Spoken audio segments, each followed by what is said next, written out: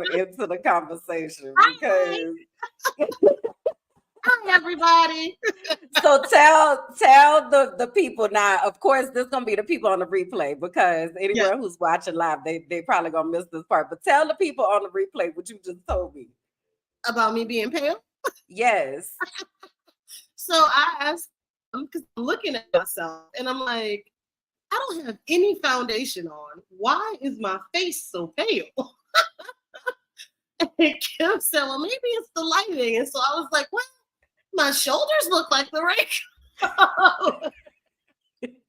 Why Well, is my you face be the wrong upset, color? honey, when your melanin ain't popping. You be like, I oh, mean, because people excuse try me. me. Because people try me. They use these instances to say that I am not the dark chocolate goddess that I am. And this camera is like, it's trying to sabotage me. You know? That's why you got to get the good camera and the good lighting and Good because lighting. it does. It makes a difference. Let It me really see. does. Hold on. Put my flashlight. No. That's just pale in high definition. Like that don't. I'm going to lay out today. I'm going to the pool. I'm going to lay out with my mama. I'm going to get some sun, even though it looks like it's about to pour down. It has rained every day. Has it? Girl. Is it a storm in the Gulf or something? No, just cause. Why not? It's summertime. We'll take it. I don't want 115 degrees, Jesus. I will take the rain. Like, that's fine. Except for the day when I was driving home. Sorry, I'll talk about that in a second. Except for the day when I was driving home and almost died because I hydroplaned. So I'm on the phone with my dad, and I'm in the left lane, and I am going faster, than I probably should. Okay, fine. But I feel it, right? And it's like, I said, it's got a little shimmy. Your car not supposed to shimmy like that. Uh-huh. Well, I'm like, let me slow down. So Yeah. I go to slow down. I don't put my foot on the brakes. I just lift my foot off the brake, let it try to slow down naturally. Girl, that friggin' car went zoop, zoop, zoop. Oh my God. Now, while I'm doing this, the car behind me is still on my ass. Why? I have no idea. Thank God there was no one next to me because I was literally in the other lane. At one point, the car was like this. I thought I was going to do a full 360. And all I'm remembering is, steering to the turn, steering to the turn, steering to the turn. But the turns kept coming really, really, really fast. And I'm like, so then it calms down. I get over in the right lane. I'm like, okay, I can breathe. Now, the whole time I'm doing this, I am on the phone with my dad. And he's like, all right, baby, I'm gonna call you later. Okay. I just got so he don't know what's going on. Are you screaming? Like, what are you? I'm dying in silence because I'm like, I was like, hey, daddy. I'm like, I just hydroplaned all over this bridge. It was almost crocodile food, alligator food down in this bayou now. So, what the hell is going on? Oh my God. Except for that part, I don't mind the rain. Is that the first time that's ever happened to you? No. So one time in Slidell, driving, I wasn't going very fast, and I was just driving, whatever. All of a sudden, my car did spin around, went off the interstate into the grass, all the way down. And I'm like, what the hell was that? That one almost took me out. That one I was shaky after because I was like, what just happened? Because I literally turned and was able to see the cars coming at me. Girl, yes. Yes. That's never fun. Has it happened to you? Oh my God. So it's funny because I was just talking to somebody the other day and I was like, I have had so many near-death experiences. I don't know, what's the average? How many near-death experiences does the average person have? Because I feel like I have had more than the average. It's happening more to you than the average bear. Because maybe, I don't know, this is something that people don't talk about or whatever, but I in my world, I have had so many near death Near death experiences, because you've like choked in real life. like 5 times for real, for real. For real, in real life. And I in real life had to have the Heimlich maneuver done in college freshman year. Had to save myself from choking by sticking a toothbrush down my throat. Girl. The last time that I almost choked was in Harrisburg, Uh-huh. and I was eating. Uh-huh. I don't know what I was eating, but I had to like do the Heimlich maneuver on the counter. On the Like, counter. Yes. yes, like, oh my God, I'm about to die right Like, now. this is how it Like, goes. This is how it ends. so I feel like I have had more than the average. But to your question, yes, when I was living in Tampa, there was this back road. And it's a 2-lane road and it had some curves along the way or whatever. Right. So it wasn't actively raining. It had Uh-huh. rained earlier. Yeah. And I was driving in one direction, a car coming in the other direction, and they started coming over into my lane. So Oh, I was like, excuse me. And where then you going? I was the one that wound up spinning and landing in the bushes and had to call AAA to get my car out, and Oh like my God. definitely was like, so I really almost died just now. Like, this was almost it. Because the only thing that was holding my car up was this Mm-hmm. fence. There was Mm-hmm. like a Like, gate, we would call yeah. it. Yeah. And a chain link fence. That's the Yeah. word I was looking That's, for. But yeah. there was a pole that was Mm. holding up my car from going full up and down in the ravine. And it Oh, was so crazy because I am really calm under pressure. And so hearing you, that's why I'm like, were you screaming? Like you're like, just dying in silence. just That's trying all to there was. remember. Just trying to remember. Steering to the And I don't remember none of that. I don't even know how I got a light. I don't remember none of that stuff that I read in that book that it's an emergency and it's time to do things, right? girl. So I didn't have that to give, Mm. but I had called the police to Uh-huh. tell them where I was or that I needed help. I'm by a And I tree was on like, a fence. I was like, okay, so you know how like if you go down 301 and then you take a right on Riverview, the library over there. So then if you keep coming, I'm not on the first curve. Like, so I think I'm between the second and the third, but I don't really know what side of the street I'm on because I did a whole lot of spinning. So I'm out here. Then when they came to look for me, I was so deep in the bushes that they missed me. But I saw them. So then I had to call back and I was like, hey, You tell your passed me, guy to girl. turn around. Come on back. I, yeah, they gotta turn back around and then he gonna look. Let me see. That's gonna be his right this time. He gonna look to the right. I'm gonna try to flash my lights I'm the car on the side of the road in the bush. in the bushes. So it's nighttime. Like it was a lot going on. And actually, my friend at the time, her and her husband found me before the police did. Stop it. Yeah, so Yeah. that's how the police were able to find me. But I didn't have my my breakdown until I got out the car, Oh yeah. and they were like, and it was just a fence and blah blah blah. And I was like, oh, God. My life. Didn't make it. Yeah. Because I told you Yeah. about my accident at Easter, right? Yes. So like that was kind of how that was. Because it was, normal day, everything was fine. I'm driving home. I was speeding. I drive fast, okay? And I feel like it's gotten worse in my old age. I don't know where I'm rushing to. But you know what it is? This is What? What is it? Tell us about it. My problem is I am competitive. But You're trying to beat the GPS. it's a challenge.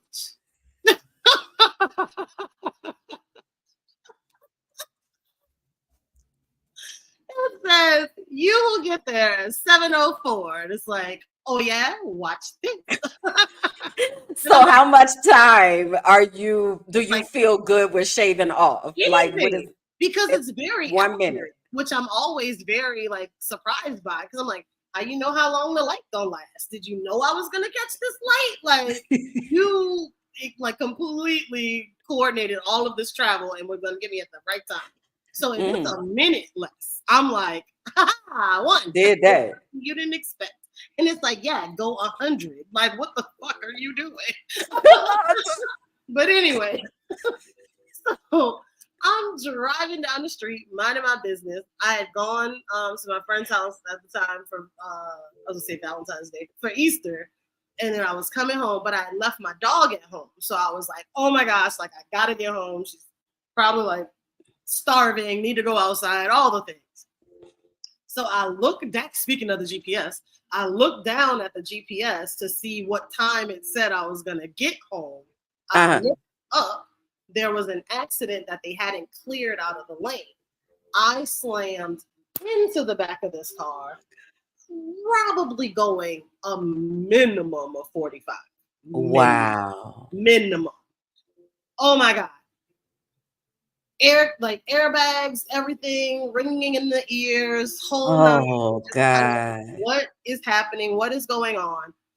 My driver's door opens, and all I can describe him as is like a black Jesus, like comes up from under the little side airbag and is like, come on, you okay? Come on. And like pulls me out of the car. Now, he's getting me out the car, the accident that happened in front is still very much in action.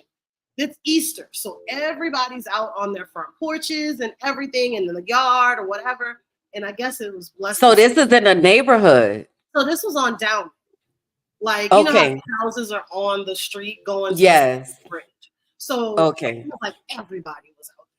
And the accident in front of me, this poor girl, it was this poor white girl, bless her sweetheart, was in this like SUV. She had hit, I guess, this car that was about to make a U-turn or something, some kind of way. So, but when I tell you, all of these beautiful black people on God's Easter Sunday were surrounding her car, screaming at her, like, get out the fucking car! Like, what the fuck are you doing? Like, yelling, right? And so I'm telling the guy, I'm like, I need to check on her because I hit her. So I'm like, let me make sure she's all right. But then I'm like, well, damn, I'm just gonna be like another black face in the crowd. She doesn't is there to help her and is not yelling at her to like get her out of the car. He's like, come on, let's go sit down. So he takes me across the street to somebody's yard. They're like, oh my God, baby, hold on. Like they're getting me chairs and water. And they're like, sit down, take a minute. And then that's when I start to like feel everything. Like my thumb hurt, like nobody's business. I could tell I was gonna have a bruise on my leg. And I'm just watching this. And then I never saw that dude again. Never saw him again. Just a bit. That's why I call him Black Jesus. And someone else, who was it? My sister Angela. I think it was Angela or Rachel. One of them, one of my sisters, said that they were in a car accident and someone saved them like that. So my dad was like, you know, that's your grandma Clara. Like, I know the times that she protected me.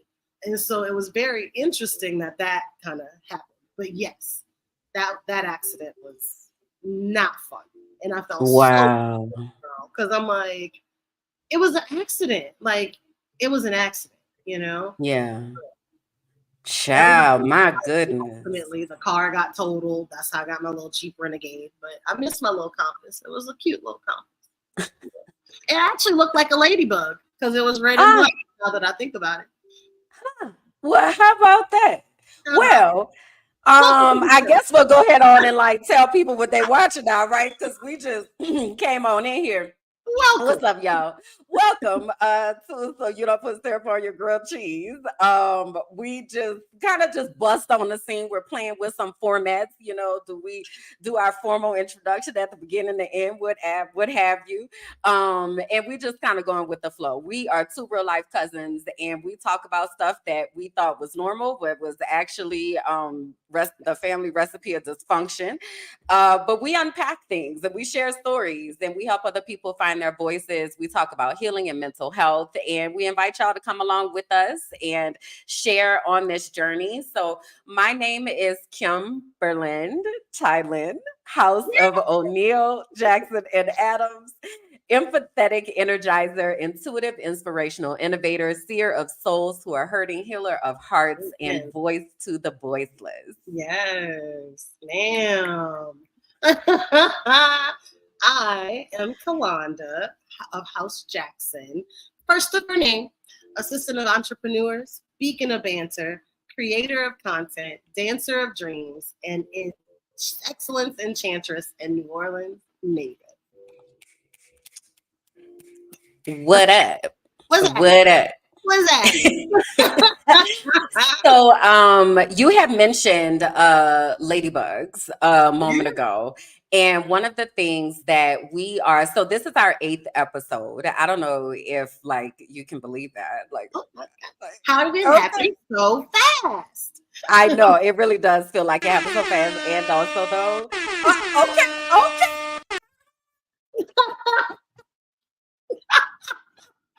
Let's get it. So we are still really developing and figuring out what this looks like and what our format is and all that kind of stuff. What we can promise you is that we're gonna get on here and we gonna talk and we gonna blend some comedy into this world that is happening out here because it's wild. It's You need wild. it. Okay. It's wild. Exactly. But having said that, we want to make sure that you all like kind of know the rules of the place or whatever. And one of the things that has started happening recently is people have been using our emojis. So we want to talk to you about our emojis and what they are. So tell the people. Yes. So my emojis are ladybugs and cobalt blue hearts. That's not really cobalt blue, but we're gonna pretend. So the ladybugs are supposed to be representing good luck and perseverance and just overall happy spirit. And they have truly been showing up in my life. The other day, so I sent you the picture of the one on my side view mirror.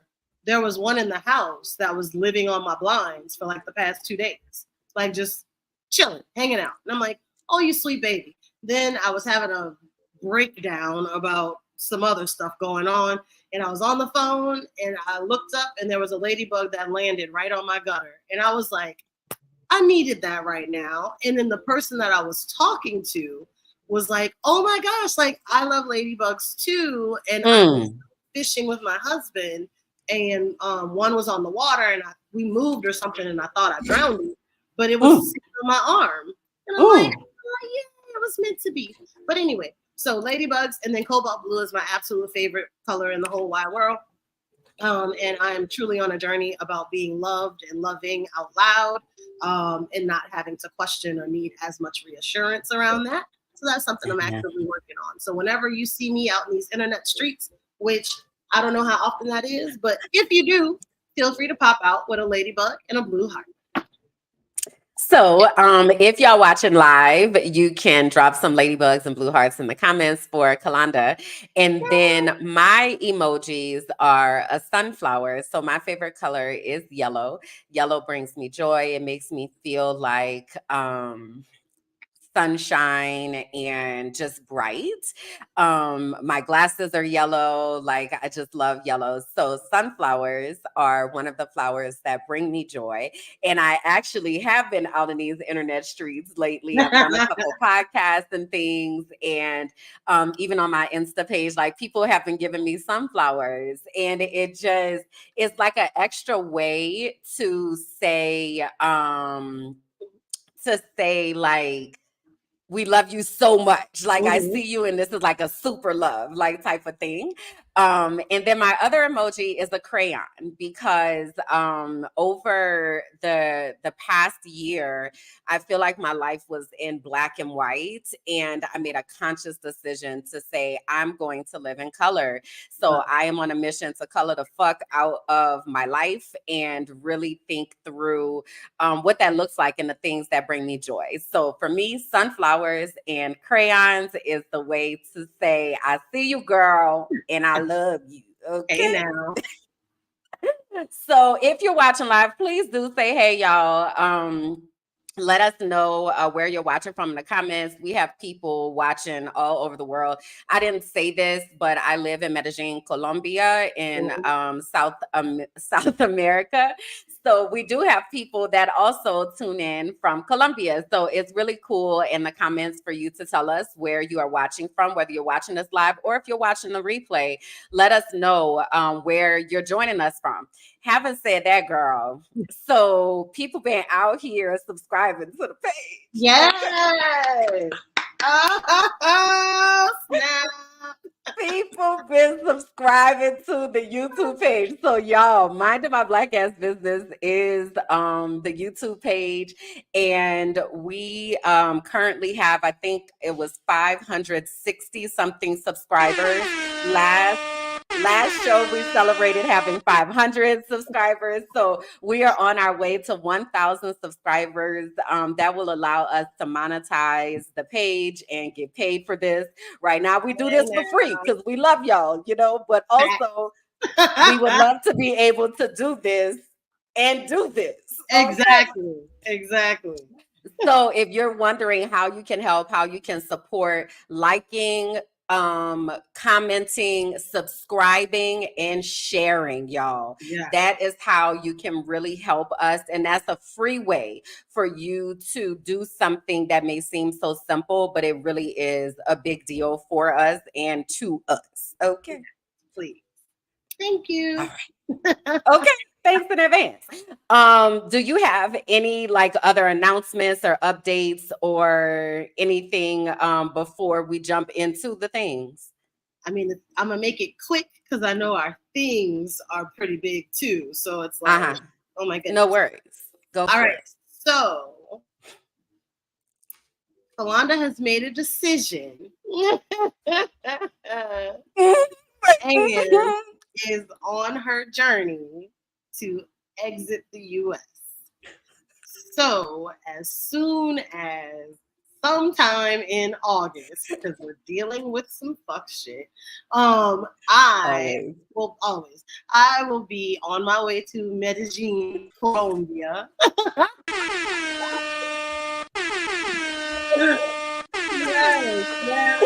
Yes.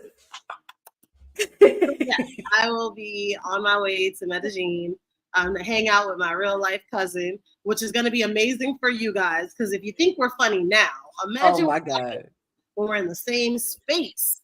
The look, it's limitless. Okay, but yeah, so I plan a kind of soft landing on this immigrant life that I'm about to, head out to. I did not mispronounce so sorry, but yes, I will head there first. I'm in my plan, and it's the best way to make God laugh, and none of it's right. No, but my plan is 30 to 60 days with Kim, as long as she can stand me. And then from there, I would ideally like to wind up in Southeast Asia. So I really want to go to Bali. That's truly where I want to wind up staying. And if not Bali, then Thailand. So we'll see. So as you see, if you would like to support your girl, there is a little a little Cash App doodad right here. I don't know if you can see it. There it is. $KALONDA. Feel free. Every little bit helps. I'm currently in the act of selling all my belongings. That's why this is all blurred. Yeah, it's been a journey so far, but I'm super excited. I'm super excited about the possibilities, and then truly being able to kind of exit some of this rat race of the pace of life here, and really honoring myself and finding out, okay, what does Kalanda want? What does that life look like? And if I slow down and being able to really experience it with a much lower cost of living, really does open a lot of opportunities for me. And I get to escape some of the things that are happening in the political landscape that we see going on right now, which we're going to talk about today. So that is my announcement. I want to thank all the people who have supported me through this, that knew about it. I know a lot of it feels like it came out of nowhere. It didn't. I've been thinking about it and planning around it. But yes, this is the first time that I'm saying something out loud. But I'm excited. I thank you all. No, I did not fall in love, and that's why I'm moving. A lot of people have asked me that, which is really weird. They also ask me why, and my normal answer is why not. Like, Mhm. I don't have kids. I'm single now. Like, there's Why nothing not? to me, you know, and Yeah. I have family here, obviously. So there's definitely still ties to New Orleans. But it's just like if I moved to Texas, we all can get on a plane and visit each other. I'm telling you right now, family out there, flights to Colombia are like $100. Well, one way, because I was only looking at one-way trips. But you know, I'm just saying they're not It's expensive. very accessible. Correct. And who knew? You know, and I'm definitely learning that about travel and possibly doing different things is you have this mental block of that's not for me or I can't afford that. Don't limit yourself. You know, just look at it, see what it really is, and don't let other people's fears and reservations keep you from doing what you want to do. And worst case, you can come back. However, I'm not planning to fail. That's why I didn't put all my stuff in storage. I'm like, I'm not planning to fail. I'm planning to make a life for myself that I'm really proud of and happy to be living. And that's really the biggest thing for me. I am so I have so many emotions. I am excited for you. Of course, excited that I'm gonna get to see you like in real life. But I am so excited for you because I know how long we have been talking about this and you've been Yeah. thinking through this and for things to finally get to a place of alignment and for you to choose you. I am just elated and proud and like I am anticipating just like I don't want to say I don't know, like words that are bubbling up in my spirit is like growth and change and like we have no idea what is going to look like through Right. this journey. None. And I'm just really excited for what you're going to learn about yourself, what you're going to learn, period. Like, even just hearing you say just now, don't let other people's fears discourage you. I Yeah. remember when I had made my decision in the same way, like it be seeming like it come out of nowhere, right? Right. Because like you just say it one day, Right. but there's so much like background work So that much goes thought into it and and research and planning, like all that research. kind of stuff. Exactly. Right. So I remember when I finally said it, people were like, what What? is happening? You just woke up and decided to move to Mexico? No, like I've been working on this for months. I just Yeah. wasn't talking about it. That has to be probably one of the biggest lessons that I've learned in my journey of leaving the US Yeah. is what feels right to me and Yeah. prioritizing what feels right to me Right. and understanding that people the vision is not for them, like it wasn't given to them, it was for me. So it's okay that you don't That understand. you don't That understand. is absolutely all right. And also I'm finna do what I said I This was is about what's to happening. because I wasn't asking you, I was really just Right. informing I you. was just letting you know this is what's happening. Like, and that's definitely even like Eric echoed kind of the same thing. He's like, you know, your plan is your plan. He's like, Yeah. of course I have reservations or concerns. He's like, but it's your plan and it Yeah. makes sense to you because you planned it out. You know, I didn't do it. It's not for me. And it was very refreshing, like for my mom to be very supportive. Again, not that we were looking for permission, but just, Hmm. you know, part of leaving, you know, you want to make sure that your people are going to be okay. You know, and Absolutely. so knowing that I'm not the I'm not doing anything to cause additional worry because she's a mom. She's gonna worry regardless, like just in general. But you know, not causing there to be any more undue worry than Hmm. Hmm. necessary was super important. You know, and just saying like, ask me the questions. if you have questions, ask me. Who knows? It might be something that I didn't think of. Right. I'm not going to take it personally. I don't feel like you're questioning my judgment. I understand that you're trying to get okay, and that's what I want for you. So ask me what you need to ask me. We'll have that conversation, and then we'll keep moving forward and plan your time to come visit. Like, yeah, that's it. That's it. It's a great place. time. Like, I'm just super excited. I'm super excited for the future, especially considering how I started the year.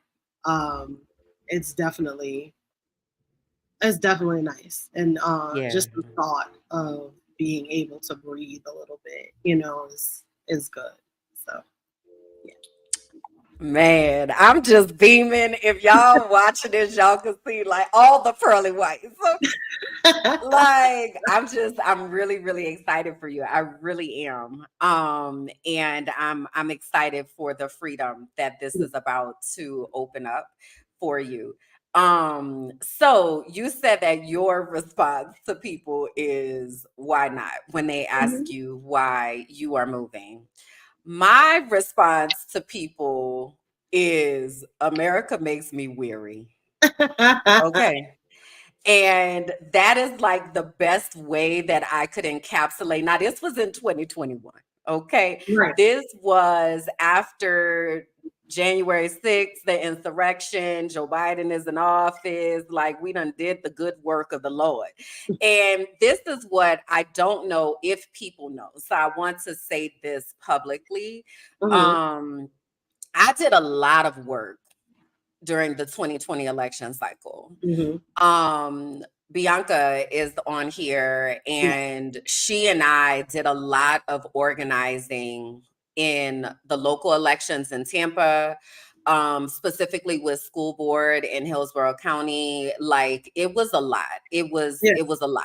And then once Biden chose Harris to be his VP, I actually got started with Win with Black Women. So I've been involved with Win with Black Women since the 2020 election. Okay. And did a lot. When I say a lot of work, like did a lot of work. And I also want to contextualize that this was in the middle of active racism at my job every single day. Yeah. Like in the middle of all of that, I was still actively working in the election. And I don't think I have fully healed from that. No, that's a lot. Right. It was a lot.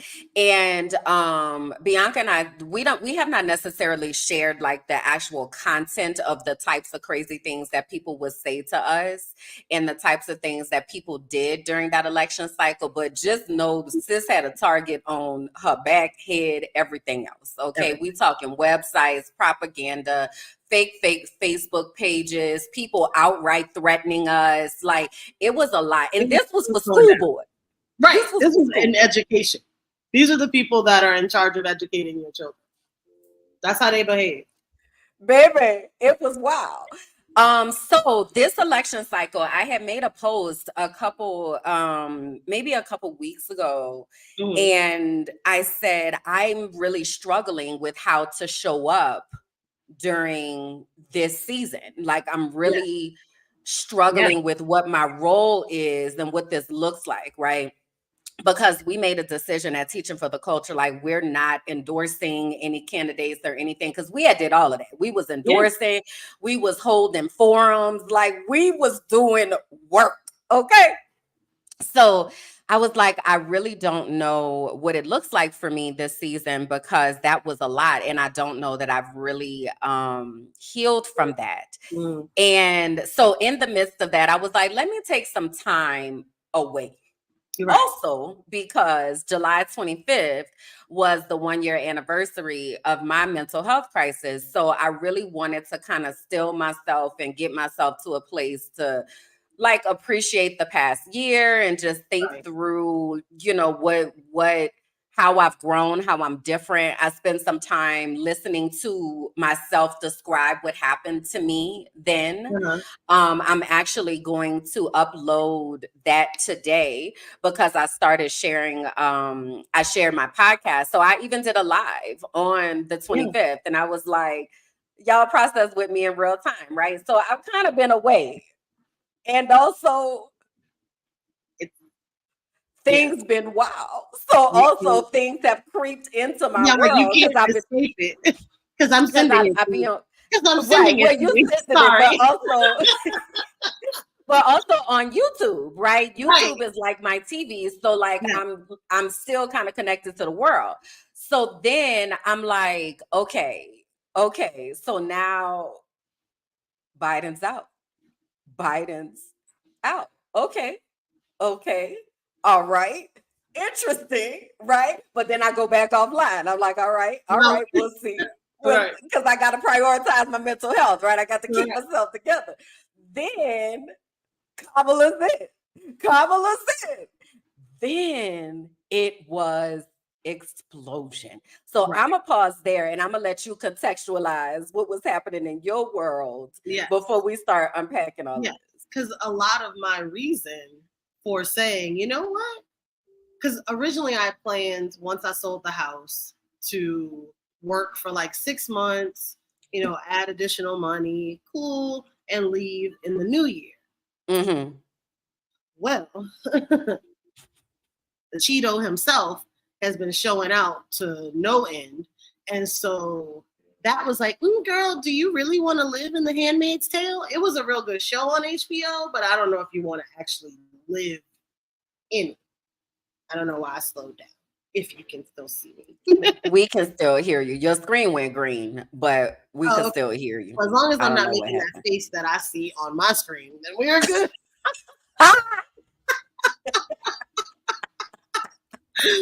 Anyway, yeah, so I did not want to be a supporting cast member in The Handmaid's Tale. So I was like, you know what?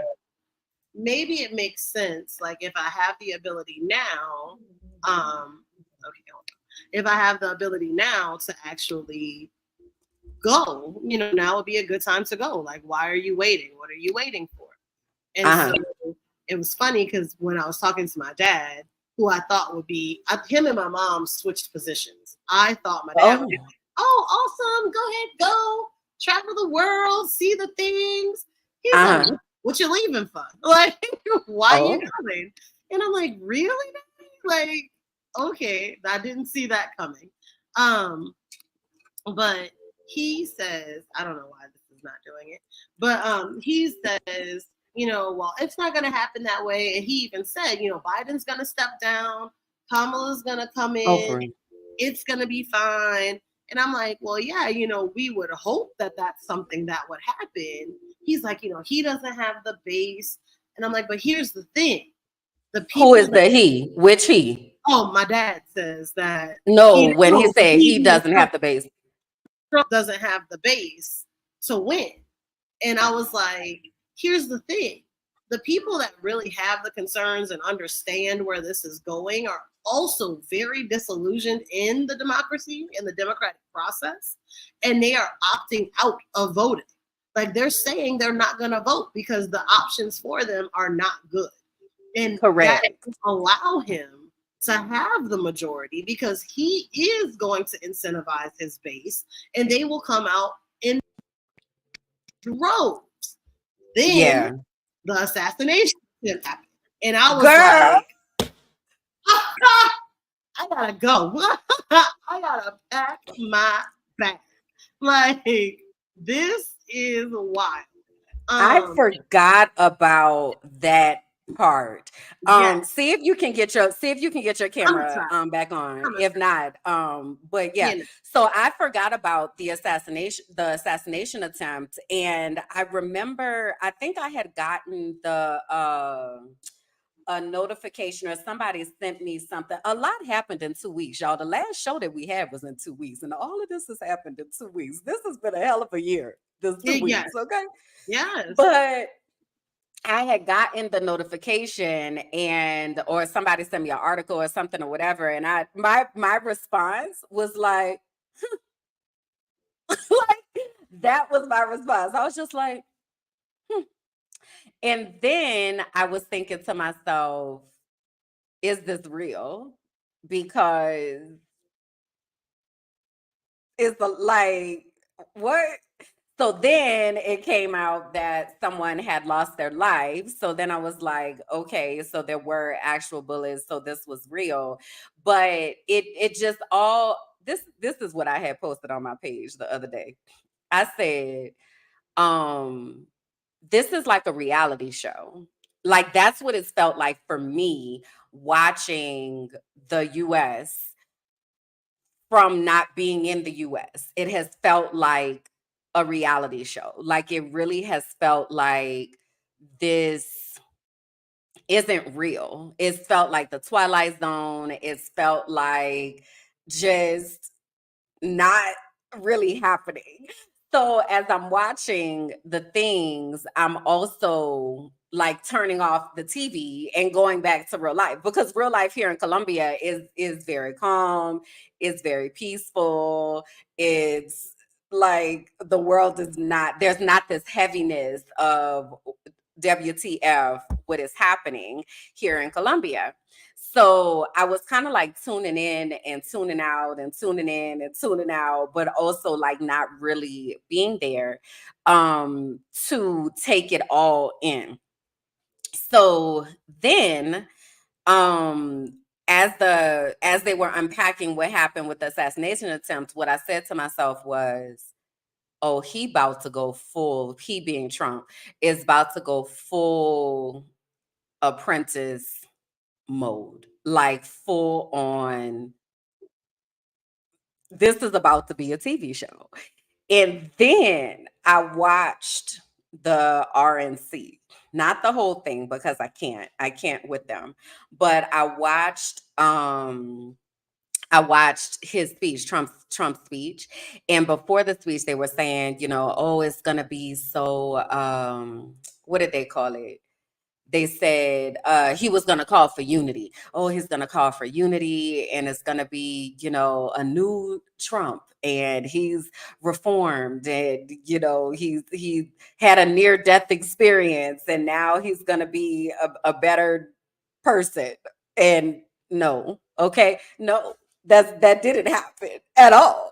So then as I'm watching it, not that I expected it to, let me say that. That was to Kalanda's point earlier about people having so much faith in the democracy. Like I don't have any faith in that man that he will be a human being, care about other humans, like any of that. Like zero faith in him. So I wasn't expecting him to do anything that the pundits were saying. But watching during the RNC, watching it was a movie. Like he went over and they had the jacket from the firefighter who was unalived, and he goes over and he kisses it. Like this is a performance like no other. Um and it's just been interesting. So then once they made the announcement with Kamala,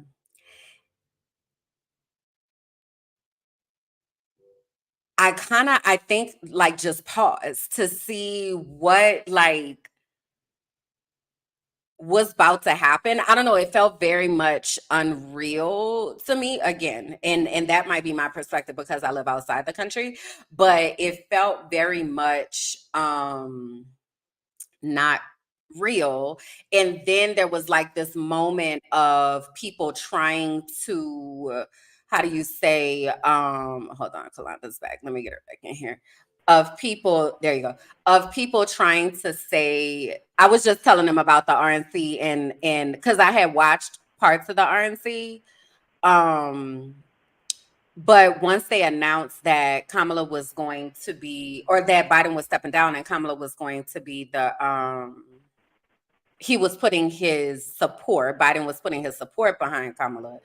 there was kind of this lull for a moment where people were like trying to figure out, I guess, how they felt about it. And I also was trying to figure out how I felt about it because not necessarily. So she said, we have a comment. I paused as well because I couldn't process a woman of color being president. Mm. I I was I don't know. I felt I don't know if it's that I couldn't process it. I think I was just kind of like, what is happening and is this really happening? And Right. then I was thinking to myself, this is gonna be wild because the US don't like black women. Facts. Absolutely. So I'm wondering, you were about to tell us like what all was happening. So run us back of what this has been like because you've been in the US, right? Because I was telling them Right. watching Yeah. from outside the US, I've kind of like turned it off. It was like I was watching a reality show. So I kind of was just like, Yeah. meh, okay, we're turning this show off now. Let me So, go back to my peace. no, What was yeah, it like there? living it is very interesting because our last episode, when I kind of made the impassioned plea of like, you need to vote.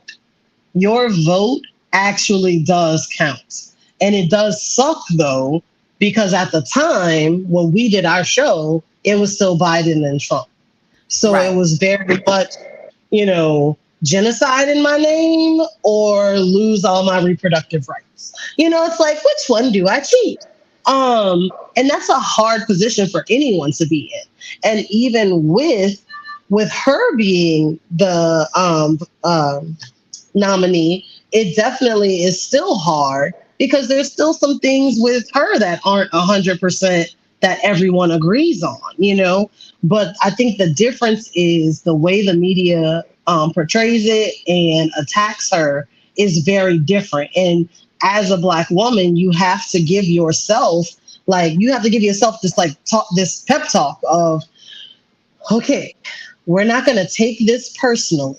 We need to listen to this with some distance and understand that not everyone feels like this. And it's just a tactic in order to drive this positioning for this party, for this candidate. But it's very hard when you hear a man who is supposed to represent the United Nations, Lord have mercy, the United States, and say like she's dumb and she's stupid when she's clearly an accomplished woman. You may not agree with everything that she's done. Okay, fine. No one agrees with everything anyone's done. But there's no way to take away the accomplishments and what has gotten her here. So hearing that and seeing how easily they dismiss someone's character and someone's achievements is like, okay, got it. Like, this is what we're going to do. And then him adding JD Vance is a whole other thing. It's just further saying, okay, it's like we're picking, do you want women's rights or do you want LGBTQ rights? And it's like, how do you can't pick that. You can't pick between those two. And then not to mention, the concerns that Black Americans have against both of them. Like she doesn't escape that. But I think the one part that I didn't really understand was when people were coming at her as saying she wasn't Black enough. Of them saying like there was like, I'm like, but he's not Black at all. So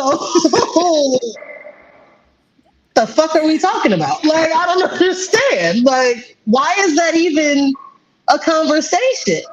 And that's coming from Black people. And I'm Coming from like, black people. can we focus here? Like, can we focus? Because now is not the time. Like, it's not the time. It's not the place. Exactly, Talia. Like, why? Like, why would you one have that conversation in the first place? Why would you feel that now is the time to have that conversation? Like, so yeah, so living in it feels like you're in the Twilight Zone. Like I was having a conversation of just saying, no one's under the illusion that your individual vote is going to change this one policy. But as a group, we Mm-hmm. speak for the group. So it was almost like the curtain was pulled back where it was like, it doesn't matter what you say. It doesn't matter if a majority say we don't want to be involved in Haza. Like, we don't want to be involved in this. And this stuff is still happening. And then when they finally came back and said, okay, they are suffering under war crimes, this is not the right way to focus and to move forward. And anybody who does that is a war criminal. And Mm-hmm. not being able to confidently say that we were going to pull out, that we were going to stop being a party to that, when so many Americans are like, we don't want to do this. We still have issues here at home that we need to take care of that cost real money and that show up every day. Like, and then not to mention with like police and the it's just so many layers. I mean, with Yeah. everything that Trump is saying of like giving them immunity, and I have like police members that I love. They're family members, dear friends, and obviously it's like it's not all. Like, don't get me wrong, but when you say, "Oh, there's just blanket immunity for what you did for the president and for the police department," it's like, where are the checks and balances? Our purpose of this government was that one person couldn't just make the arbitrary decision and we all have to follow it. I mean, that's what they taught me in school. Now, I mean, I could be wrong. However, I don't feel like I am. So, like, that was definitely going through my mind.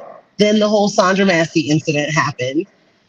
I refuse to watch it. I can't, because it feels too close to home. Because I'm Mm-hmm. like, you have, if you have a break and you're whatever's going on, it feels very real to you. And you need to, if you've called for help, you may have been in a moment of clarity when you called for help. Like, Right. hey, something is wrong. Like, Yeah. I need help here. But then by the time this help arrives, if they're not able to competently assist you, but then also not have the wherewithal to call, I don't know, the medical people, like call out the EMS team or someone else to back them up, it was just completely avoidable. And so it just feels like things are just snowballing and getting bigger and bigger. And it's like, it's time to go. Like, it's time to go. Yeah. When when I said you have to vote, you have to vote. And then this clown came out the other day when he was talking to the Christian group To and the said, Christians. the Christians, I'm gonna fix it so good that you won't have to vote again. You ain't never got Now, to do it again. if you think that that's what he meant, you're crazy, because he's telling you what he's going to do. He's already told you he intends this to be a dictatorship. He's floating that by to see what the reaction is going to be and what people will say about it. And nobody's really throwing up a very big stink. And I'm like, how are you not concerned? This man is telling you, if you don't vote, this was the last election that you might get to do it in, whether you vote for him or not. I can't. I can't. So to the snowball, right? And all of those layers that you are mentioning. So, and that's why I'm glad that you're there right now to be able to like give the boots on the ground perspective, because I be in Colombia like, y'all all right? I Oh, always child. be, are y'all, because I'm not seeing the levels of outrage that I Mhm. feel should be Should happening. be occurring. And it's interesting. So we talk about Amanda Seals here Mhm. Yes. pretty frequently. Yeah. And we are not Amanda Seals stands. And No. I'll speak for myself. I appreciate her perspective. Yes. Sometimes it be a Hmm. lot, and sometimes I gotta just tap out. But what I Right. know is that she gonna speak the truth to the young Black youth. Okay, Yes.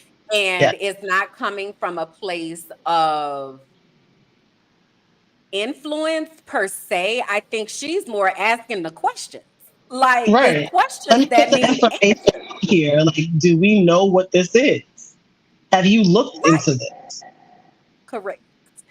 So, somebody that I have communicated with before, followed, shared space with, made a post, and they were like,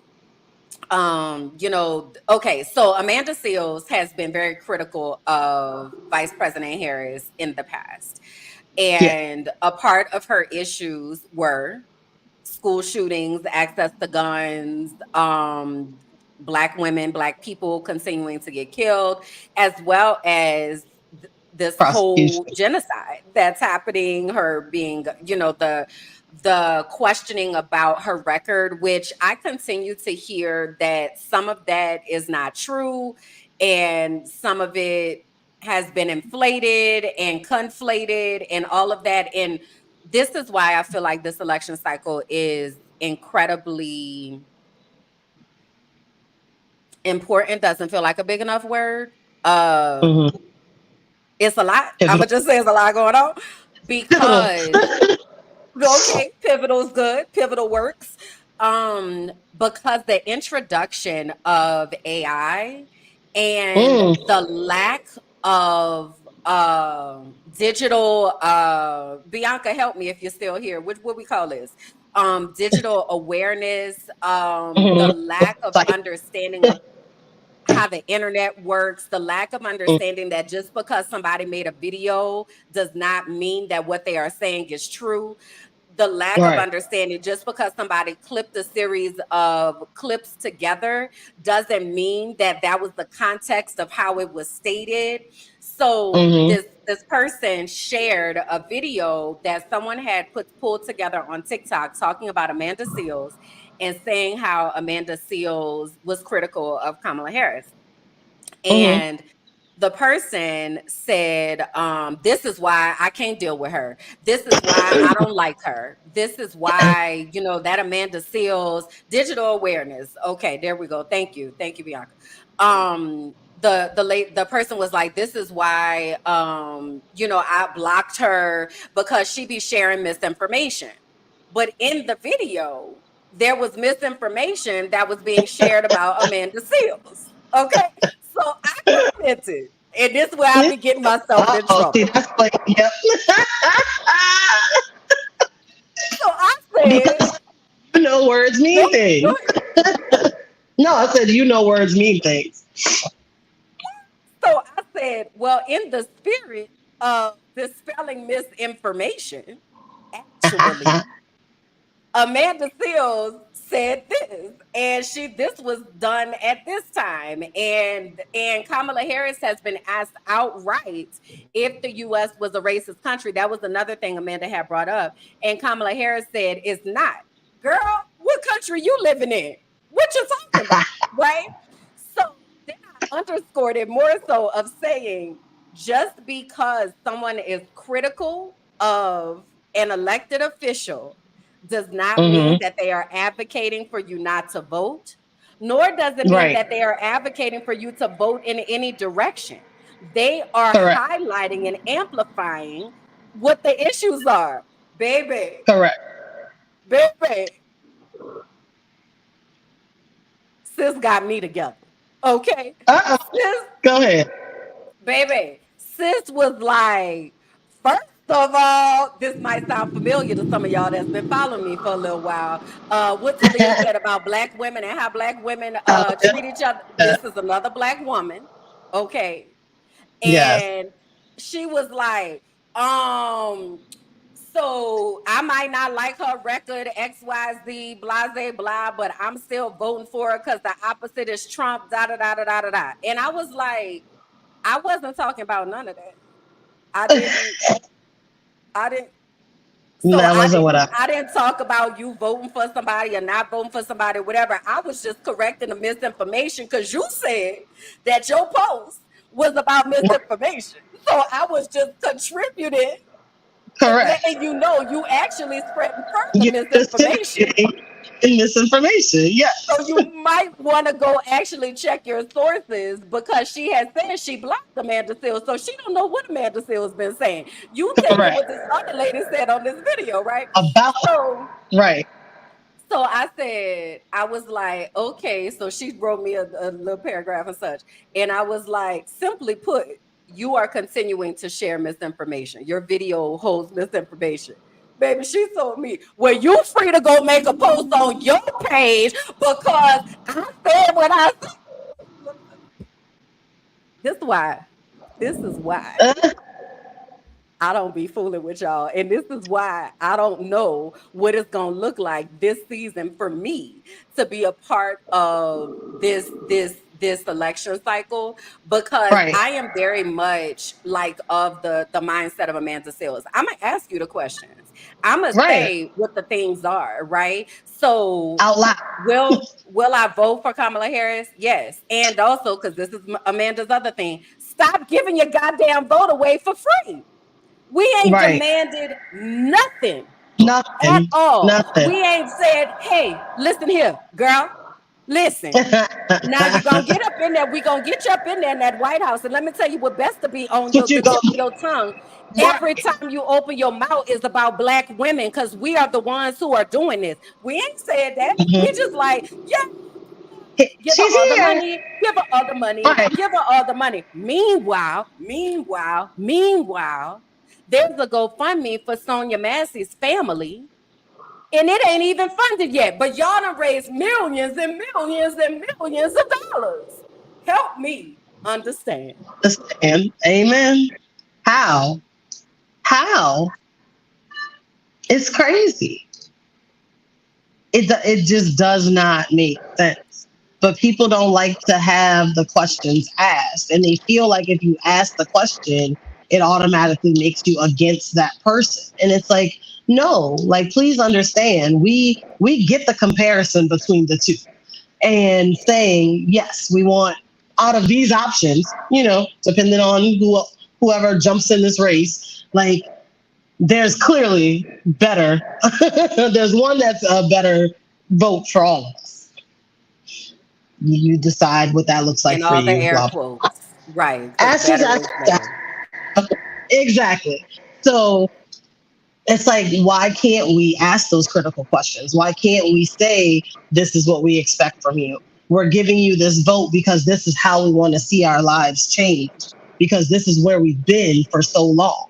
It's just like when we were talking last time, and Biden's like, if I'm elected president, I'm gonna reinstate Roe v. Wade. Negro, you are the You president. are the president, bruh. What have you been doing? Can I just Like, say, I'm glad that they letting that man go sit down somewhere sit down. because it has been, I really feel like this has been elder abuse to have him propping. I'm serious. They've been I'm pumping sorry. him full of He full said of elder. performance enhancements and let's get him an IV so he could get out there and get a little pep in his step. Let this man go lay down. But I mean, you saw it even with Barack, with President Obama, when they did the comparison of when he started office to when he got out of office. And that was a very stark comparison, Hell yeah. of how that is. And Biden started much older than Barack Obama did. So just imagine that on him. But I will always say, like, yes, there are things that I don't agree with, all those asterisks, blah, blah, blah. But I will say it felt like he was doing the work. Trump had time to tweet and text and harass us every day, all day long.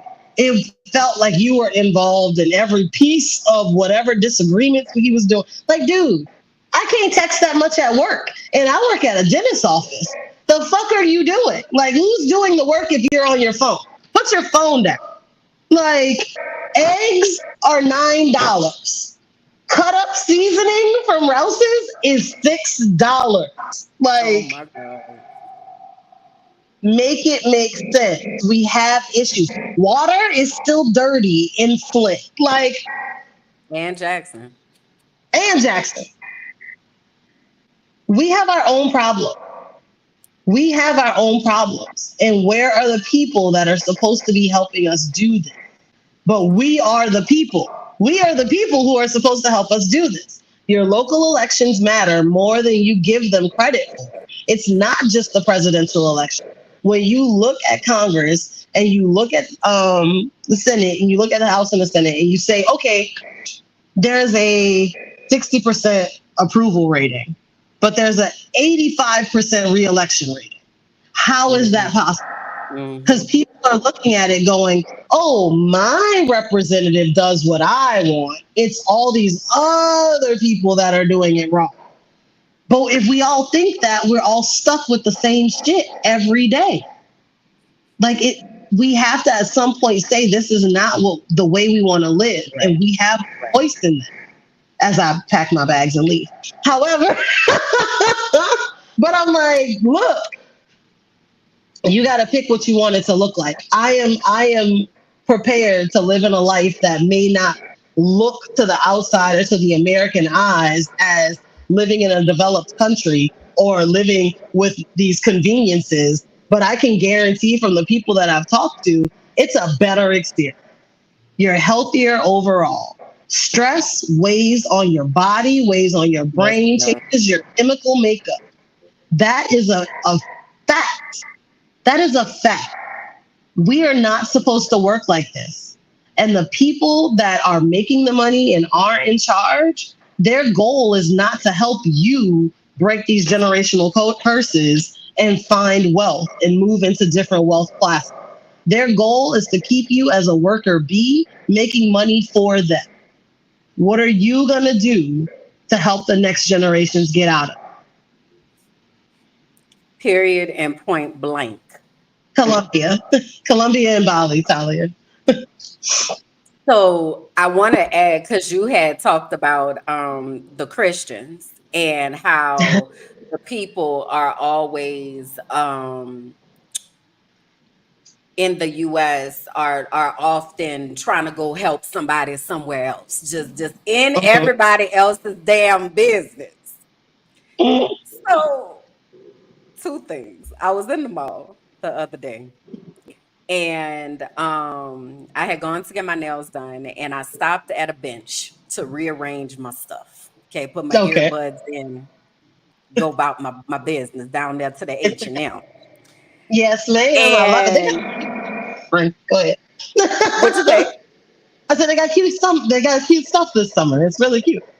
They really do. And also, I can't fit none of my clothes no more because I know I've lost so much weight because the food is so much better outside of the U.S.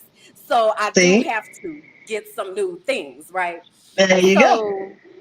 This young white lady walks up to me and she says, you speak English or Spanish? And I don't remember if she asked. I think she asked me in English, maybe, and I don't remember. But anyway, I was like, I speak English. And she said, oh, great. I'm from LA and we're here, me and my college, and there was some other ladies that were standing there. And she's like, and we're here finding out about people's relationship with God. Are you a believer?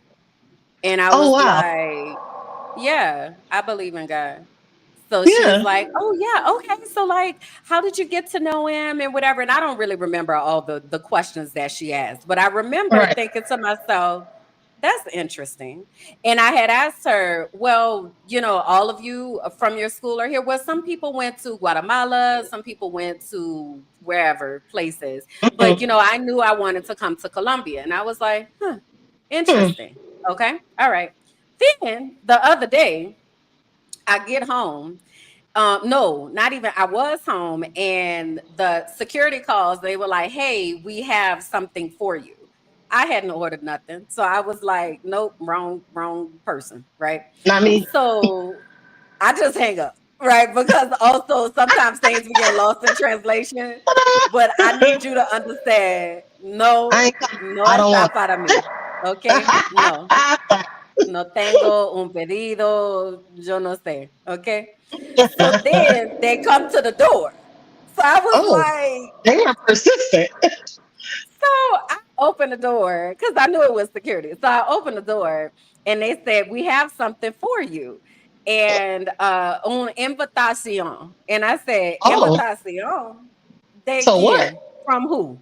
So he Right. said, yo no sé, es para personas que habla inglés, for people that speak Okay. English. Yeah. So I said, okay. So they give it to me.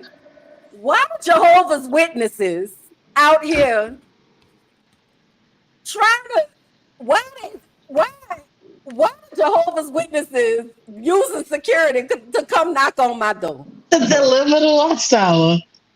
Let me Wow. tell y'all I mean, something. Let me tell that's persistence in the message. I mean, they believe their message and they feel they have an audience. So they're like, I know how I can get this to them.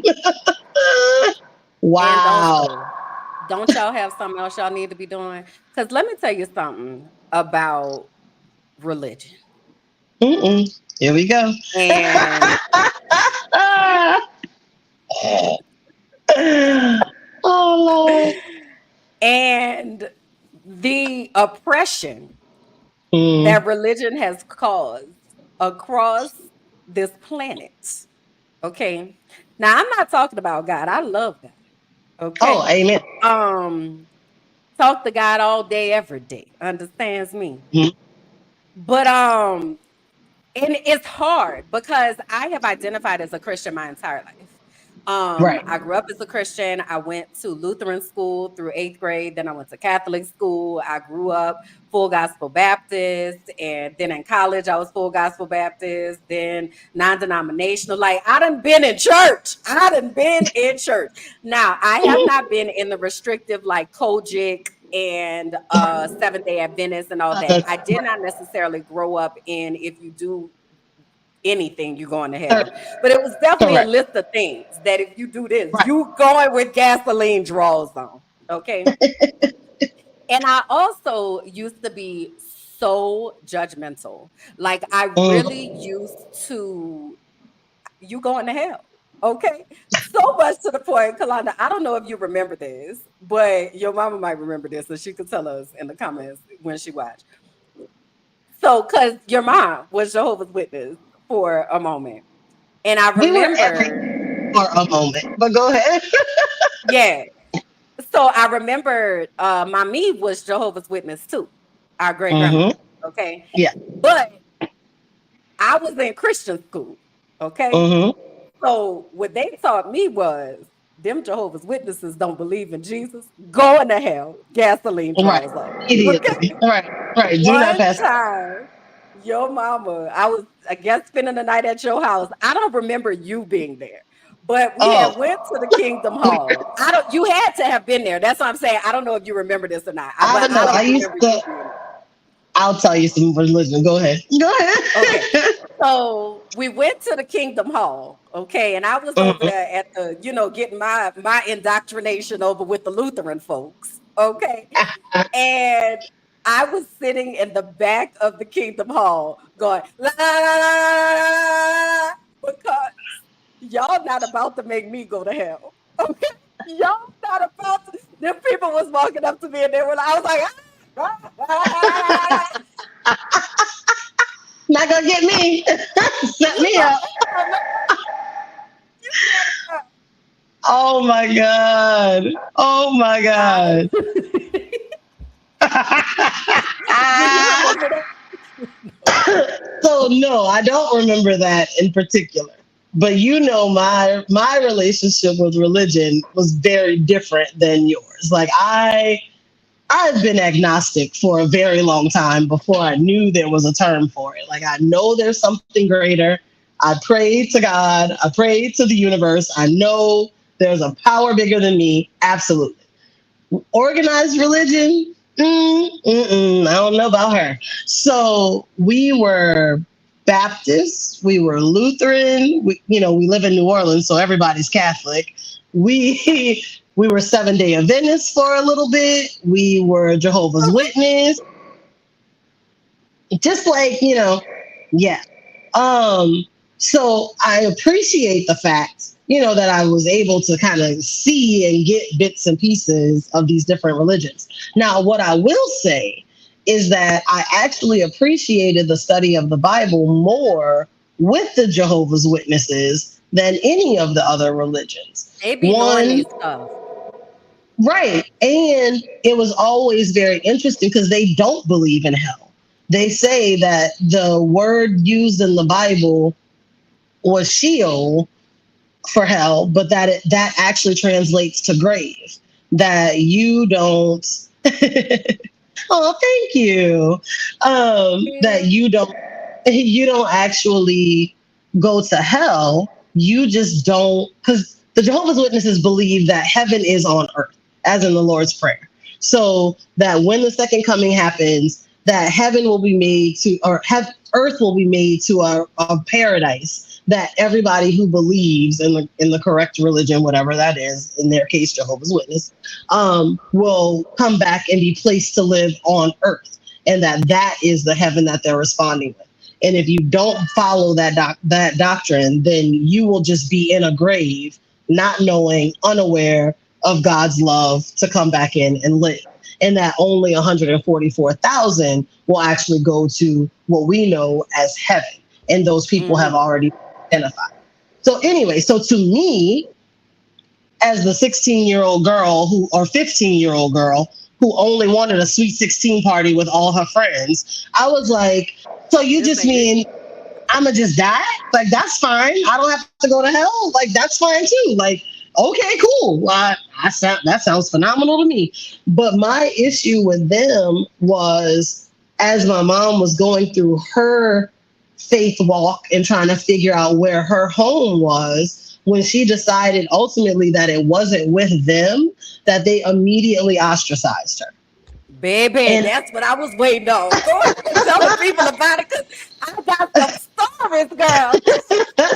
and I couldn't reconcile that with Christ's teachings. If you believe in your whole heart that you have the one true religion that is going to grant salvation, give people eternal life, and absolute paradise on this earth, why would you give up on somebody because they didn't believe or because they had questions? So it felt just that part I could not get over. I was like, okay, see, y'all had me. Y'all had me for a little bit. I mean, a little bit. But that part I couldn't understand and I couldn't get with, because this literally, in our case, was our neighbor. Like, we had been to their house, they had been to our house. My mom considered them. And it's like, but once she decided, no, I'm not going to go to Kingdom Hall anymore, it was like they didn't even know us. Didn't even know us at all. You don't know. You're not saying you can't go. But I will say again, I definitely did enjoy the study of the Bible with them. They're very, very knowledgeable of it. And they show you kind of the receipts of what they're saying. But I've always, my issue with the Bible is it's written by men, and it was often used as a tool to enslave people, to control people, to do certain things, especially when you look at the slave trade. So it's very hard for me personally to get behind organized religion, not even getting into the certain things of how they control women. My mom and I always have this conversation, of the ushers that come in and put the lap pad over your knees. And I'm like, why do I have to change how I dress because the men in here can't control themselves? Control their lust. Don't look at my legs. They are not here for you. You're not here for that. You're supposed to be leading this flock. Focus on your job, sir. Don't focus on my knees. I'm minding my black ass business, and you over here all up trying to see what I'm doing when you supposed to be communing with the Lord. Who's in the wrong? I'm supposed to come as I am.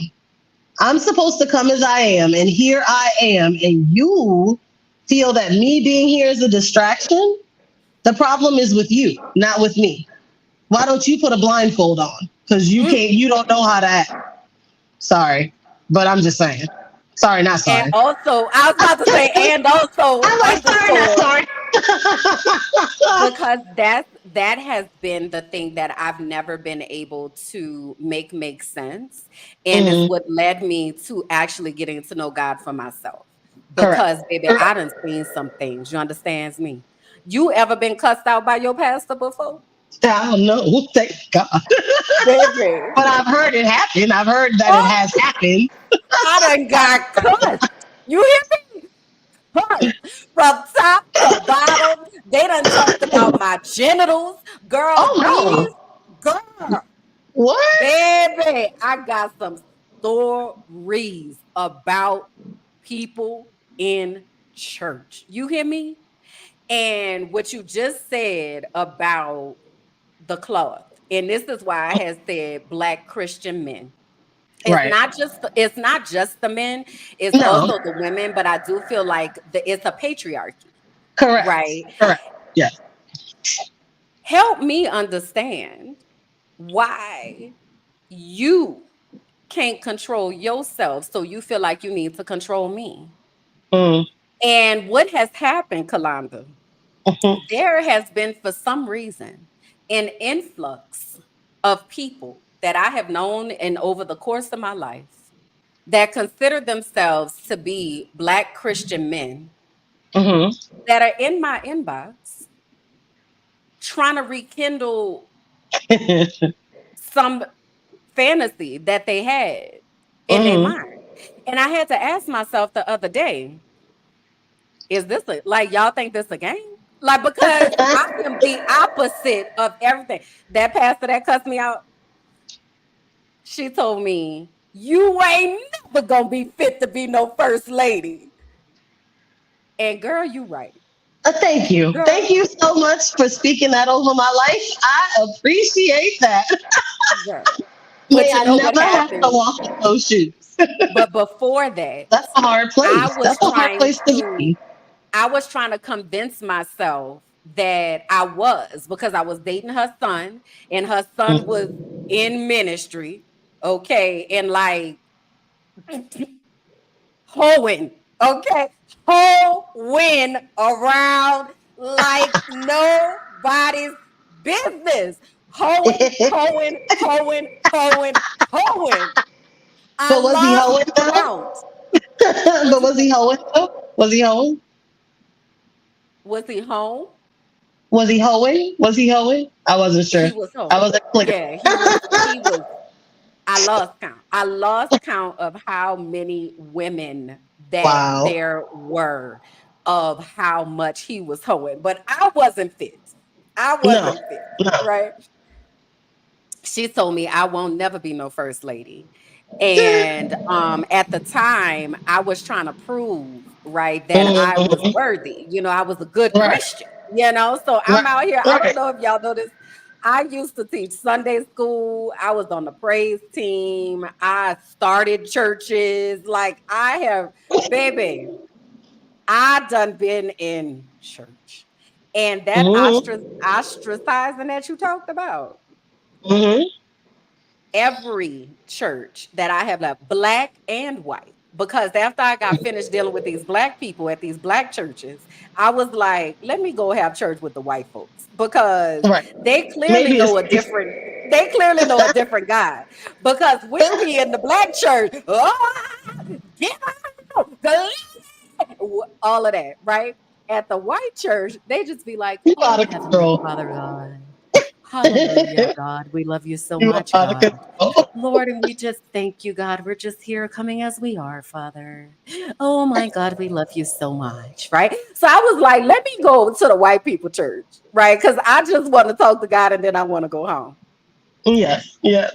Baby, the last church I was at, I was on the usher. They didn't call it the usher board. They called it I don't know what they called it. It wasn't hospitality either. It was some nice fancy white name for what it was.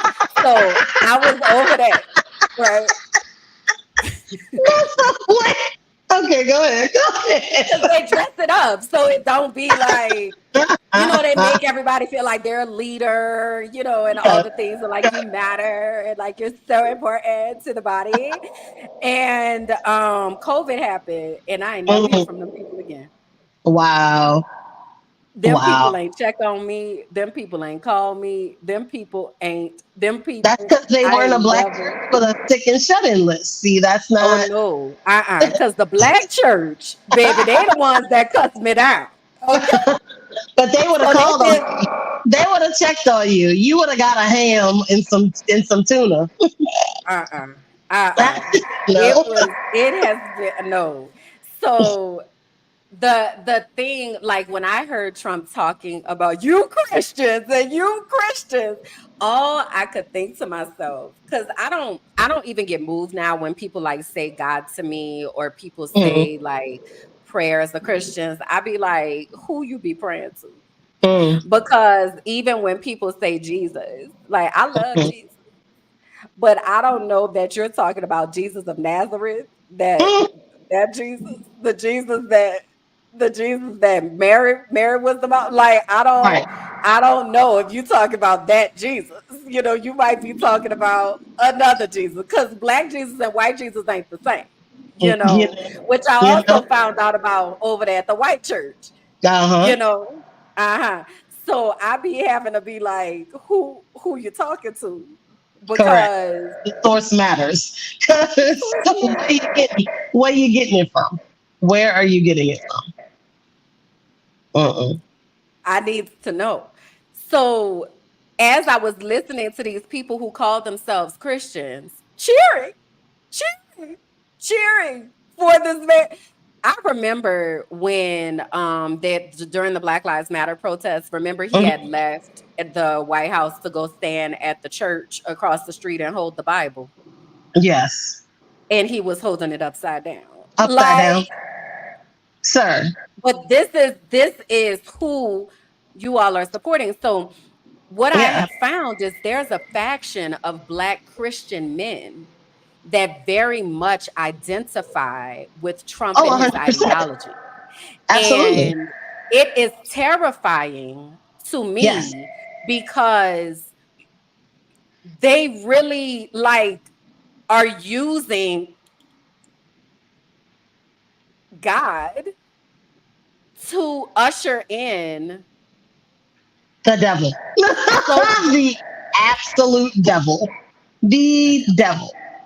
Because like they'll say, oh, and in my experience, I've even seen black men, not Christians, just black men, say, well, as a business owner, I made more money under Trump than I did Yep. under anybody else. And Yep. okay, I can get that absolutely because he is a man of the businesses, and if you're of a Hmm. certain class, you absolutely will benefit from his policies. 100%. I'm not taking that away. However, he also is the man who executed or allowed two black men to be executed while they were in the middle of Supreme Court cases to say, hey, they weren't guilty. Jurors had recanted and said we would have voted a different way. New evidence had been entered, and he executed them anyway. Once, like, I understand again that there are issues with Kamala and her history and how her prosecution of certain cases, but this man literally killed black men.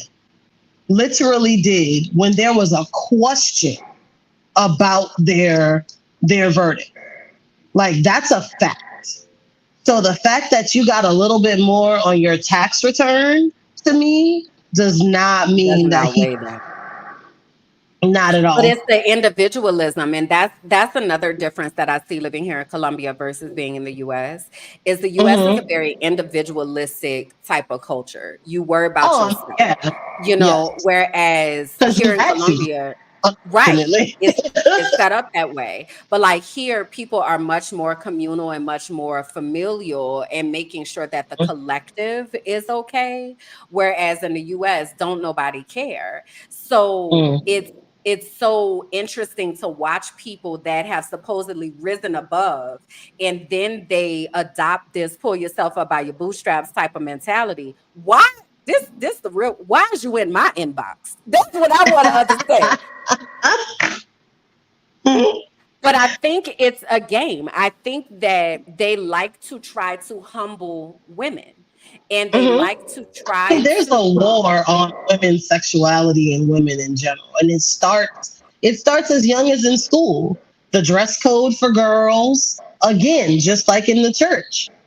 If these boys can't focus because I have my shoulders out, that sounds like you need to have a conversation with these boys. Don't talk to me about how to not get sexually assaulted.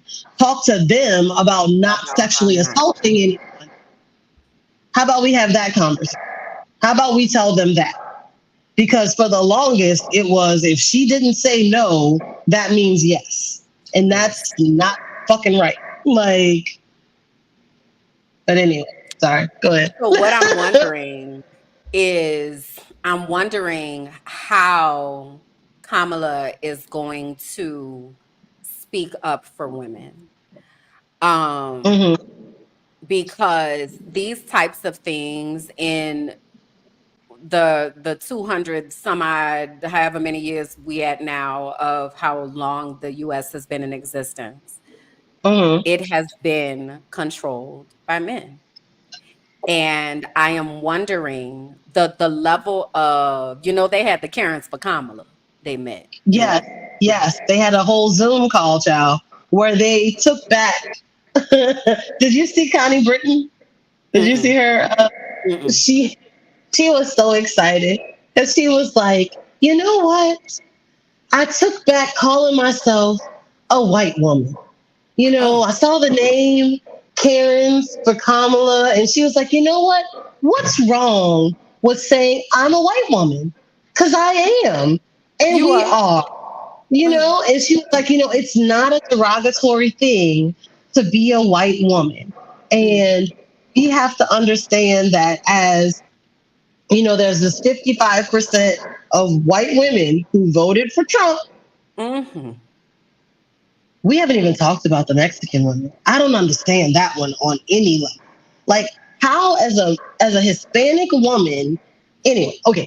As a Hispanic woman, I don't understand how you voted for Trump in the first. Whatever. But 55% of white women voted for Trump. So this 45% of white women didn't. Okay, cool. Mhm. So she was saying, the part that's really disheartening is that we as this 45% watch African American women, if you liken it to a football game, make 2 yards at a time of progress down the field. And when it got to the final, like fourth down, 3 minutes left in the game, we showed up and voted and we're like, look, we won the election when we should have been helping move the ball the entire time. So even though I was kind of laughing at her going, we can call ourselves white women now. And I'm like, okay, good for you, Bill. Welcome to the conversation. I at least appreciated that she's like, you know what, we have failed Black women in their ability to say, you know what, fuck it, we're gonna do it ourselves because nobody else is out here trying to help us. And then she's like, but we show up at the very end. Well, that stops now. We need to put our work in where our mouth is and do it now before it's the final minute and try to convert some of these people and say like, hey, this is not where you want to align yourself. This is not the right side of history. Is this really what you stand for? Do you completely understand Project 2025 or Operation 47? Again, I'm just reminding y'all they're changing the name. So keep an eye out for that. Just because they call it by something else, it doesn't take Right. away Same agenda. that. Okay, I'm sorry. I'm back. No, I'm like, I'm but here for yeah. it. I'm here for it because I was also going to add to that. Um, I am paying attention to how white women show up. Remember, I told Absolutely. you I have shifted my work. I spent a Hmm. lot of my work a lot of times helping white people see us as humans and all that kind of stuff. Yeah. And I'm done. I'm done with that. I really am. And I'm in a place of gearing my work towards us and Yeah. helping us to see ourselves as humans. There is plenty of information out here on this good internet from reliable sources that can help white women to mobilize. I am not really necessarily impressed with them showing up because, like I mentioned earlier, Sonia Massey's GoFundMe for her children is still not funded. Right. So Right. show me that you care about Black people by showing me Hmm. that you care about Black people. I'm not That's concerned with white women, reclaiming their whiteness. Yes, y'all are white. And even when I did work with white people, I didn't work with white people that didn't know that they was white. hmm You are white. Yeah. And you need to know that. And if you cringe every time I say that, I'm going to say it even more because you are white. And whiteness is a pervasive cancer that has operated in the country. And it is important for white people to understand how Mhm. just your appearance of whiteness offers you Grant you. privilege. Grants you privilege. And that's even what she said. She's like, I understand I have a privilege because my white counterparts saw it fit to give me something. Yes, there were things that we also had to fight for, but we still were on top. We still were a little bit ahead just because of what we looked like and how we identified. But we know, especially here in New Orleans, that there are people of color that were able to make the strides that they made because they were on the right side of the paper bag. Right. And that was the only reason. Because if anyone knew their true identity, they actually would not have been valued or given the same opportunity because that was not allowed. It wasn't appreciated. And it's just like, to act like racism didn't happen and ban these critical race theories is like, not talking about it doesn't make it not true. It wasn't that long ago. Our Correct. parents remember. Our Yes. grandparents lived it. Like, this isn't far. This isn't far away. This is in the recent history of our lives. But if they don't teach it, then they are able to create a generation that is so disconnected from it and so Oh, absolutely. desensitized to it. And being an educator, I've talked about this so many different times. Like, it's so Mhm. important for us to Yeah. understand that education was never created for us, and it was never for us as Black people or anyone that has any type of color in their skin. Education Mhm. was not created for us. It was created to indoctrinate us into whiteness. So it's Right. like we have Yeah. to understand that. So when I ask myself how I'm gonna show up, Mhm. um, this cycle, I Right. really feel more towards education. Good. And I don't, like, I know there were have been some calls that have gone out for content creators, anyone who is a content creator, where you can register for a call. I think it's happening tomorrow, if I'm not mistaken, for getting like the media kit and all that kind of stuff for how you can do Mhm. uh your work, if you will, to support getting Kamala Harris into office. I'm willing to do that, but I really feel like there is a level of education that we have been missing and a level of critical thinking that we are missing. And it's very important for us to, I believe, And walk into robotic. this with our eyes wide open and to really understand getting Kamala Harris into office is not going to stop the momentum of what is happening in the US. It's like Correct. what do they call it? Like it's a step. I don't know what the word is that I'm looking for, but it's a Yeah. step in preventing all chaos from happening Right. at one time, right? It Right. is not the solution. And it Uh, is not the only thing that has to be done. There are things that Correct. have to be done simultaneously. And Correct. I've talked about before, especially when the Black Lives Matter protests were happening, like everybody has a role in this, and you really have to decide what your role is. Everybody is not meant to be on the front lines. Everybody is Correct. not meant to be Right. the ones that are knocking on doors. Like, everybody doesn't do that. But the Mhm. question is, what part are you going to play in helping Mhm. to ensure that everything isn't stripped away, but also understanding Mhm. that this is going to be continuous. And this is why I live Yeah. outside the US, because I am very passionate about our people. I really am. And Mhm. I do this Yeah. work from with my whole open heart.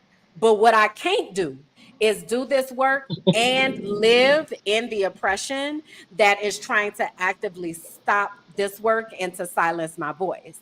So I had Right. to leave so that I have the freedom to say what the fuck I want to say and say what the fuck needs to be said. That's There you go. why I can continue to advocate and continue to work because I've chosen to leave. So a question that I want to leave with all of you all is, what is your role? What is your role in this election cycle? If you are someone that lives in the US, what is your role in this election cycle? Even if you're someone who cannot vote, what is your role in educating other people about why they should?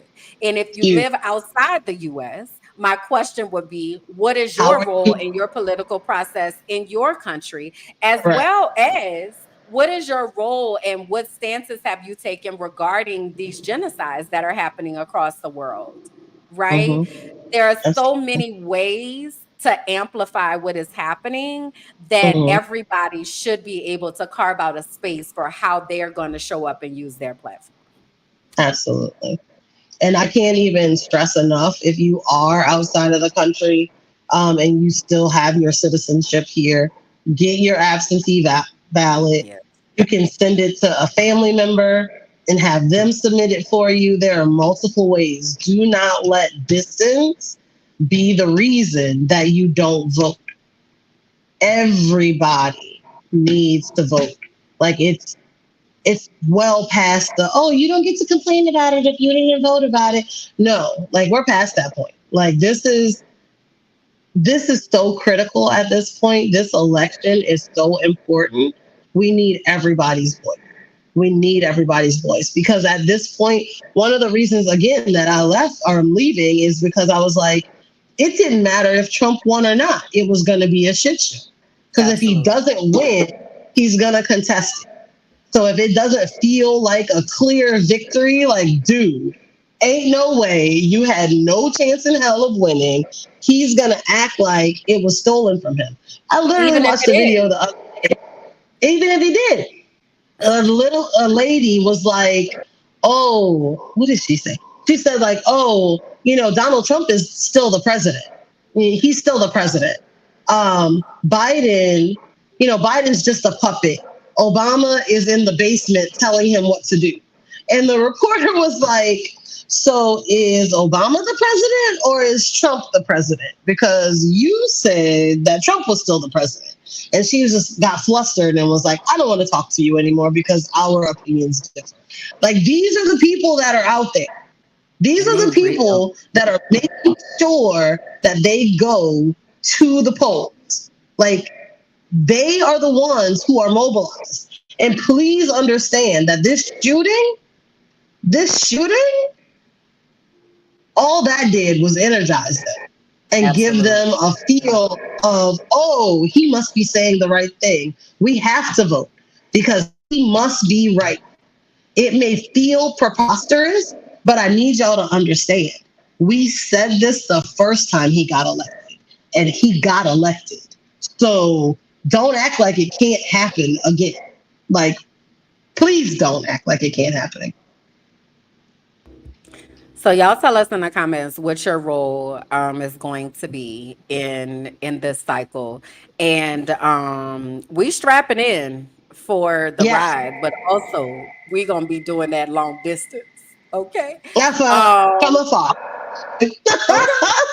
Now, if you are somebody who is thinking to yourself, child, I need to be getting out too, please make sure that you contact me and let me know what this looking like and what you need to have happen. You can email me at mindingmyblack@gmail.com. I've kind of shifted all of my work to helping people get out because there is a sense of urgency in the Facebook group. Just the other day there were probably like 12 people that were like, girl, I'm following you now. So I am going to host, I think I'm gonna do it on Thursday, Oh, webinar? another Finding Peace Abroad Awesome. Zoom opportunity for people to ask questions and all that kind of stuff to really get your ideas flowing about what this looks like. It is very much easier than you think it is. It really is. It really is a It matter of really. making the decision and doing it. So if you are somebody who is thinking about that and you want one-on-one consultation, please do. I can send you my calendar link, but email me. I'm not going to give it out because I don't want everybody to be jumping on my calendar and wasting my time. Okay. Only serious people for real. Because I had thought about it. I was like, no, because people just be like, No, girl, what don't you do been that. up to? We're Right, not let's doing that. just check in. Like, no, that's not for No, this. That's not for I don't have the time and energy to just be checking in right now. We on a mission to help some people get free. Okay. So email me at mindingmyblack-ass-business at gmail.com if you are actively wanting to get out of the US and you need help and guidance, you need somebody to walk you through the process, please do. We can do that. This week, I will amplify the information about the Finding Peace Abroad webinars so that yeah. you can ask questions and meet other people that are also wanting to leave and build community. I will say that there is a very strong community of people who are willing to support you once you make the step and the decision. So getting connected to those communities can really change a lot of the conversations that are happening. I had commented on a post yesterday and I was like, y'all, there's nothing to be afraid of. Literally make a decision. And again, if you don't like it, you can leave. You can leave. You can Like leave. this is You can not a pick somewhere permanent. else. You can pick somewhere else. You can even go back home if you feel like it. Like You can go there home if you want to. You're you're not not stuck. denouncing your citizenship. Like you're still an It's all American citizen. it's all right.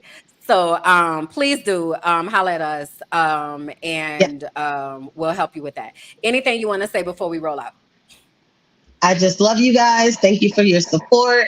I appreciate in advance all of your Cash App donations at $Kalonda, KALONDA, to Yes. help your girl get safely abroad. I appreciate that. And any, times y'all want to meet up before I leave, like I said, I think it's going to be sometime in mid-August at this point. I probably have to push my ticket back. But other than that, I look forward to seeing you all. I can't wait to see you in person, Kim, and give you the biggest hug in the world. And then, yeah, that's it. I love you guys. Please, each one teach one. Talk to everybody. Even if your role is simply to vote, please follow through on that. And lastly, y'all remember to subscribe to the page, Minding My Black Ass Yeah. Business. Also, if you're looking for inside info, vlogs, some deeper conversations, working on some things for the Patreon. So the Patreon is only $5 a month. And that is a way also to support this work that we are doing. So we'll be back in 2 weeks, unless something crazy ish. What you say? No, I said two Oh, weeks. yes. Unless something else crazy pops off and we got to have a bonus episode or something, we never know. Okay. Because it's wild. It's wild out here. But look back for us in 2 weeks. Please share, like, comment, subscribe, and we'll see y'all soon. Bye. Bye.